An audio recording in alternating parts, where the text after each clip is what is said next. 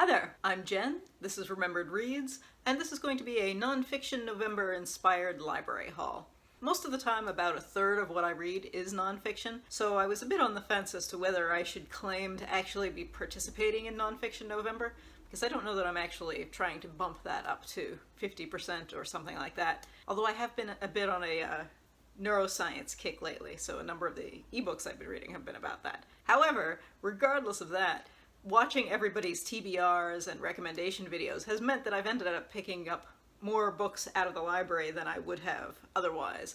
So one book that I actually picked up last month and have recently renewed because I never got around to it is SPQR, A History of Ancient Rome, which I know a lot of people have been reading. I know Cheryl from CR Flames fan was just talking about this on her last wrap-up, which she shot outside when it was -13 and snowing, so respect. I think the appeal of this is that it's supposed to be looking at Rome at its height, as opposed to, I think, a lot of histories look at the foundational elements of ancient Rome, or else do the decline and fall of the Roman Empire type stuff. So I'm definitely looking forward to this. I'm only about 7 pages into it because I was simultaneously reading a history called The Fall of the Ottomans, which is obviously about the end of the Ottoman Empire after the First World War, which ended up being overdue, so I did have to return that, but I'll read that some other time. So the next book that I picked up is Andrew Solomon's Far from the Tree. This was fairly hyped, not specifically on BookTube, but just in general, a couple of years ago. It is a look at children who are not like the parents in some major identity way. So he looks at a variety of disabilities and mental illnesses and sexual identities and prodigies. Criminals, interesting. I think there are a lot of both biographies and ethnologies and family studies that are about the commonalities in families, so I'm definitely curious to read this. I know when it was at peak hype, I had thought to myself that I ought to read it, but this is actually the first time I've remembered to actually put it on hold and get it out, so maybe I'll get around to it this month. The next book that I picked up, and I can't remember whose channel I saw this on, but I definitely did see somebody talk about this, is The Riddle of the Feathered Dragons by Feduccia.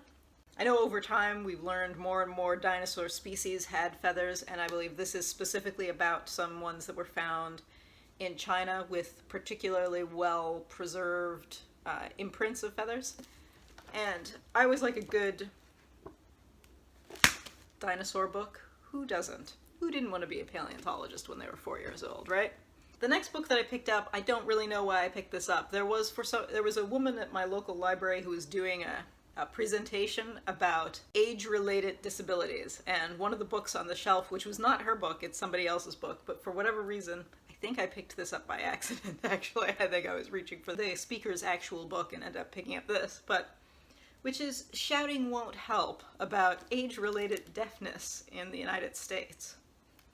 So, I don't know. I know virtually nothing about it, but hey. One book that I did mean to pick up is Incognito by David Eagleman. The subheading is The Secret Lives of the Brain. As I said, this is part of my recent neuroscience kick. This in particular, I believe, is looking at distinctions between conscious and subconscious processes. I think this should be interesting. I think it's hard to go wrong with brain science. And finally, there's a book that I just picked up today, and that is Churchill's Secret War, The British Empire and the Ravaging of India During World War II. I saw this, which channel did I see this in? I think it was Yamini from The Skeptical Reader who held this up in one of her recent, maybe it might have been her Nonfiction November TBR. In any case, after I watched that, I went and put this on hold, and it arrived today. I do anticipate that it will probably be quite depressing, because I imagine that this is kind of the death throes of the British Empire. At the same time that Churchill brilliantly opposed the barbarism of the Nazis, he governed India with a fierce resolve to crush its freedom movement and a profound contempt for native lives. So yeah, this will be depressing. I feel like I've forgotten something, but hey, I'll just include that in a future video. I don't know if I'm going to get through all of these. This is due back at the library in a couple of days, and so I may just take it back and get it out some other time. This is definitely a pile of books that I was inspired to pick up in large part because of watching other people's Nonfiction November videos. So thanks to everybody who did that. Anyway, are you taking part in Nonfiction November? And if so, how do you determine what means more nonfiction than you usually read? Or do you just spend the month reading nothing but nonfiction then? Anyway, that's it for now. Ciao.